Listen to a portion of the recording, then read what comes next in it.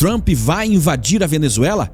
Essa é a pergunta que todos estão fazendo. Em um cenário cada vez mais inflamável, os Estados Unidos e a Venezuela caminham perigosamente para o limite.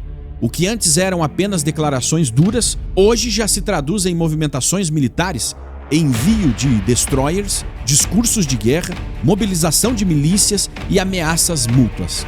Os sinais são alarmantes e a resposta mais complexa do que parece. A administração Trump já não esconde mais sua posição. Nicolás Maduro é, para Washington, não apenas um ditador, mas o chefe de uma organização narcoterrorista, o infame Cartel de Los Soles.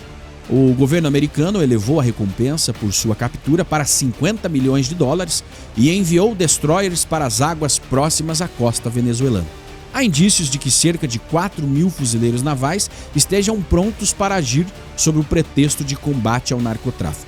Em resposta, Maduro mobilizou 4,5 milhões de milicianos bolivarianos, ativou comandos nas fábricas, nas zonas rurais e denunciou o que chama de ameaças imperialistas. Esses movimentos indicam mesmo uma invasão iminente? Ou seriam apenas gestos calculados de dissuasão e pressão diplomática? Para entender o que está em jogo, é essencial olhar para o passado.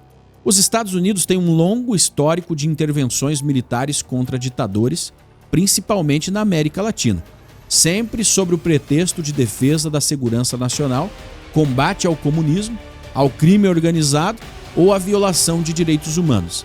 Vamos relembrar.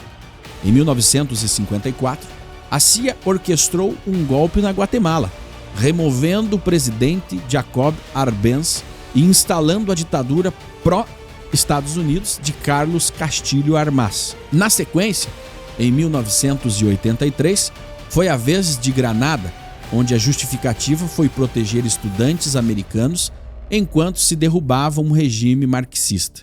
Já em 2003, os Estados Unidos invadiram o Iraque para derrubar Saddam Hussein, sob alegações de armas de destruição em massa, armas que nunca foram encontradas, diga-se de passagem. O resultado? Uma guerra prolongada, o colapso do país e a ascensão de grupos terroristas como o Estado Islâmico.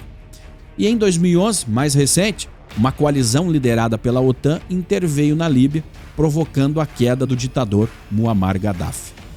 Mas acabou mergulhando o país em um caos que persiste até hoje.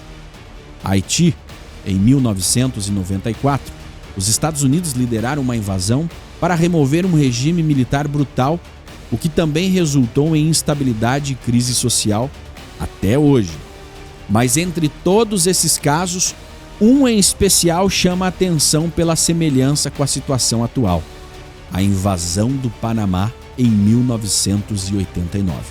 A chamada Operação Causa Justa teve como alvo Miguel Noriega, ex-aliado da CIA, que passou a ser acusado de tráfico de drogas e corrupção.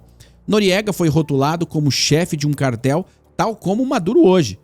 Os Estados Unidos impuseram sanções, ofereceram recompensa por sua captura e, após a morte de um fuzileiro naval americano e o cancelamento das eleições panamenhas, invadiram o país com 27 mil soldados. A operação foi rápida e cirúrgica. Noriega se refugiou na Embaixada do Vaticano, mas acabou se entregando. Foi levado aos Estados Unidos, julgado e preso. As baixas americanas foram mínimas. Esse episódio ressoa diretamente no caso de Maduro. Os dois acusados de chefiar cartéis, ambos líderes autoritários que manipulam eleições e mantêm milícias para sustentar o poder. As semelhanças entre o Panamá de 1989 e a Venezuela de 2025 são impressionantes. Noriega traficava cocaína para os Estados Unidos. Maduro é acusado de usar portos e aeroportos venezuelanos para escoar drogas pelo cartel de Los Soles. Ambos reprimiram violentamente opositores e anularam eleições. Há também a questão geopolítica. O Panamá controlava o canal estratégico para o comércio americano. Já a Venezuela possui as maiores reservas de petróleo do mundo, o que se torna ainda mais atrativo num cenário da crise energética global. Um outro fator importante é o alinhamento da Venezuela com a China e com a Rússia, sustentando bases do Irã e instalações do Hezbollah em seu território.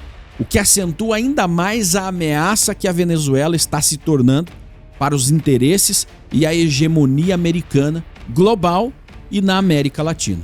Mas há um padrão. Antes da invasão ao Panamá, vieram as sanções, as recompensas e a escalada militar. O mesmo ocorre agora. Trump assina a diretiva militar, envia destroyers, eleva a recompensa e mobiliza tropas. Mas é importante entender que, apesar das semelhanças gritantes entre a Venezuela de 2025 e o Panamá de 89, também existem diferenças cruciais, e elas são decisivas. O Panamá era pequeno, territorialmente limitado, com uma população reduzida e forças armadas frágeis, desorganizadas e mal equipadas. Quando os Estados Unidos decidiram intervir, encontraram um inimigo vulnerável e despreparado. Já a Venezuela de hoje é um país continental, com dimensões gigantescas, fronteiras complexas, acesso ao mar e um dos terrenos mais desafiadores da América do Sul, repleto de montanhas, florestas densas, áreas urbanas militarizadas e regiões rurais dominadas por forças paramilitares. A diferença estrutural entre os dois países vai além da geografia. A Venezuela conta com cerca de 300 mil soldados regulares, incluindo tropas de infantaria, tanques, força aérea e sistemas de defesas com mísseis, além de um contingente paralelo com mais de 4 milhões de milicianos bolivarianos mobilizados por Maduro nas zonas industriais, fábricas, campos e bairros populares. Essas milícias são armadas, treinadas, ideologizadas e preparadas para atuar como guerrilha urbana e rural, exatamente no estilo de guerra de atrito. Além disso, há um elemento geopolítico de alto risco. Nicolás Maduro conta com apoio, mesmo que indireto, de potências como Rússia e China. Esses países têm interesses estratégicos na Venezuela, tanto no acesso aos recursos energéticos como no equilíbrio global de forças frente aos Estados Unidos. Pequim e Moscou não aceitariam passivamente uma ação militar americana nesse território. Por isso, qualquer intervenção na Venezuela hoje seria muito mais complexo, demorado, dispendiosa e com altíssimo risco de escalada internacional. E os analistas já alertam. Uma invasão plena como a do Panamá geraria forte reação diplomática e militar, especialmente da China, que veria o ataque como um avanço hostil na sua zona de influência estratégica, e também de governos latino-americanos com discurso abertamente contrário aos Estados Unidos, como é o caso do governo Lula no Brasil e de Petro na Colômbia. Ambos já se manifestaram contra qualquer intervenção, inclusive com Petro sugerindo enviar tropas para defender a Venezuela. Diante desse cenário, fontes militares próximas ao Pentágono indicam que Trump poderia optar por outra via: bombardeios cirúrgicos, operações especiais ou missões de forças de elite, voltadas exclusivamente para neutralizar alvos logísticos e operacionais do cartel de Los Soles. Os alvos prioritários seriam portos, aeroportos, centros de distribuição e pistas clandestinas usadas para o tráfico internacional de drogas. Uma estratégia de impacto rápido, mas sem a complexidade de uma ocupação prolongada. Ainda assim, os riscos permaneceriam altíssimos. Mas há um fator que diferencia profundamente a Venezuela de outras experiências desastrosas de mudança de regime, como o Iraque em 2003. No caso venezuelano, o colapso do chavismo não significaria um vácuo absoluto de poder. Existe um governo alternativo, legitimamente reconhecido por dezenas de países democráticos, liderados hoje por Edmundo González, figura de consenso entre oposição e já formalmente registrado como candidato presidencial. Esse governo, ainda que em exílio parcial e sem poder real sobre o território, já se prepara para assumir uma eventual transição com um plano político traçado, equipes técnicas estruturadas e canais diplomáticos abertos com os Estados Unidos, União Europeia e organismos multilaterais. Além disso, não se trata de uma estrutura de oposição improvisada ou dividida, mas de uma frente ampla que reúne antigos adversários políticos, membros do parlamento legítimo e até ex-funcionários do próprio regime que desertaram. Isso cria um cenário potencial de estabilidade caso Maduro caia ou seja forçado ao exílio. Ao contrário do caos institucional que se viu no Iraque, após a queda de Saddam Hussein, quando não havia qualquer plano de sucessão viável.